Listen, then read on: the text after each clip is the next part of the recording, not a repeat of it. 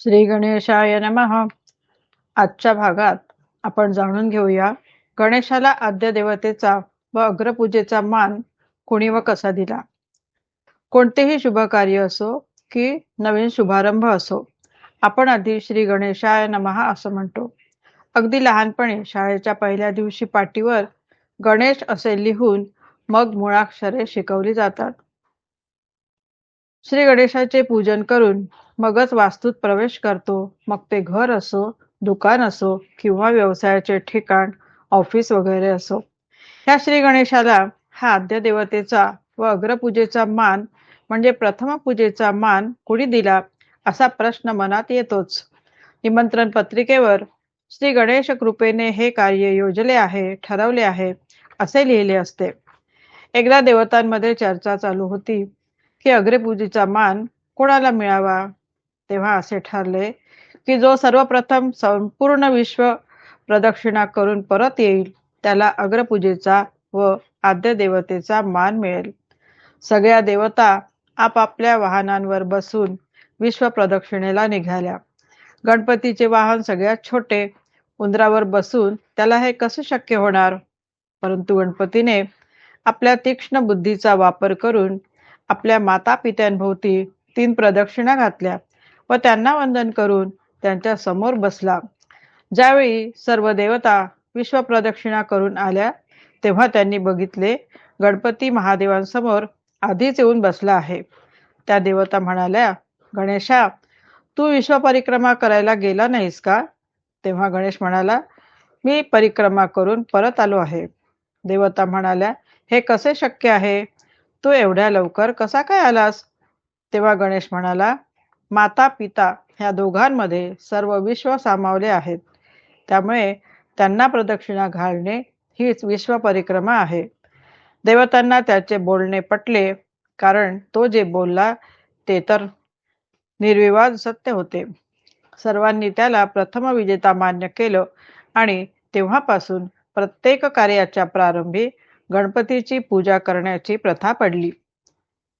पद्मपुराणामध्ये 61व्या अध्यायात गणेशास अग्रपूजेचा मान कसा मिळाला ह्याविषयी आणखी एक कथा आढळते. ही कथा महर्षी व्यासांनी आपला शिष्य संजय यास सांगितली आहे.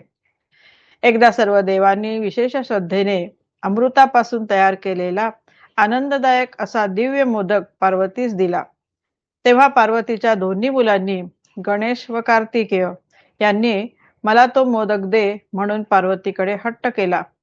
माता म्हणाली, बाळांनो, हा महाबुद्धी नावाचा मोदक देवांनी दिला आहे.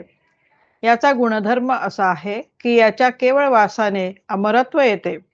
तो खाणारा सर्व शस्त्रास्त्र विद्या पारंगत, सर्व तंत्रात निपुण, लेखक, चित्रकार आणि ज्ञान विज्ञान तत्वज्ञ होऊन सर्वज्ञ होतो.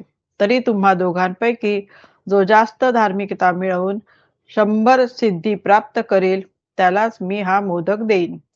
हे ऐकताच कार्तिकेय मोरावर बसून जगातील सर्व तीर्थांना जाऊन स्नान करून काही क्षणात परत आला.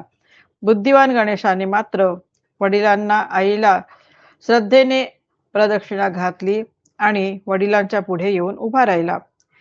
इतक्यात कार्तिकेय तेथे आला आणि म्हणाला, मी सर्व तीर्थयात्रा करून आलो आहे, मला मोदक दे. यावर पार्वती म्हणाली, सर्व तीर्थात केलेले स्नान, सर्व देवांना केलेला नमस्कार, सर्व प्रकारचे यज्ञ याग हे सर्व आई वडिलांच्या पूजेच्या 16व्या भागा एवढेही होऊ शकत नाही. तेव्हा हा गणेश श्रेष्ठ आहे, कारण त्याने आई वडिलांची पूजा केली आहे. त्यामुळे हा मोदक मी त्यालाच देते. यामुळेच त्याला सर्व पूजा विधानात प्रथम मान मिळेल. तेव्हापासून पूजेत गणेशाला प्रथम पूजेचा मान मिळाला व त्याला मोदक प्रिय झाला. याच संदर्भात आणखीही 2-3 कथा गणेश पुराणात, स्कंद पुराणात आढळतात. आपण त्या माघी गणेशाच्या वेळी बघूया. गणपतीला एकदंत का म्हणतात यासाठी 2 कथा सांगितल्या जातात. भगवान परशुराम एकदा भगवान शंकरांना भेटण्यास कैलासावर आले. त्यावेळी भगवान शंकर व माता पार्वती विश्रांती घेत होते. कोणालाही आत प्रवेश देऊ नकोस असे गणेशाला सांगितले होते. गणेश दाराबाहेर पहारा देत उभा होता. गणेशाने परशुरामांना वंदन केले व नम्रपणाने सांगितले, माझे माता पिता विश्रांती घेत आहेत, आपण आज जाऊ नये. हे ऐकून परशुराम संतापले आणि त्यांनी गणेशाला लढण्याचे आव्हान दिले.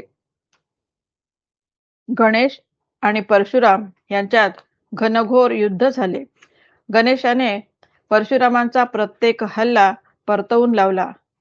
शेवटी क्रोधाने संतापलेल्या परशुरामांनी शंकरांकडून मिळालेल्या परशुने गणेशावर प्रहार केला. त्याने तो दातावर घेतला तेव्हा त्याचा एक दात तुटला. गणेशाकडे त्या परशुला तोडण्याचे सामर्थ्य होते, पण पित्याच्या शस्त्राचा अपमान होईल या विचाराने त्याने तो वार दातावर घेतला. ह्यात त्याची बुद्धिमत्ता दिसून येते. तेव्हापासून गणपतीला एकदंत असे म्हटले जाऊ लागले. दुसरी कथा अशी आहे, गणपती जेव्हा महाभारताचे लेखन करीत होता तेव्हा मध्ये थांबायचे नाही, ही व्यासांची मुख्य अट होती. भराभरा लिहिण्याच्या वेगाने त्याची लेखणी तुटली. तेव्हा समयसूचकतेने त्याने पटकन आपला एक दात तोडला व लिखाण पुढे सुरू ठेवले. तेव्हापासून गणेशाला एकदंत असे नाव मिळाले. मागील सर्व ऑडिओंना आपण जो उदंड प्रतिसाद दिला त्याबद्दल मनापासून धन्यवाद. या भागाला देखील सबस्क्राईब करा, लाईक करा व शेअर करा. भेटूया लवकरच पुढचा नवा विषय घेऊन. गणपती बाप्पा मोरया.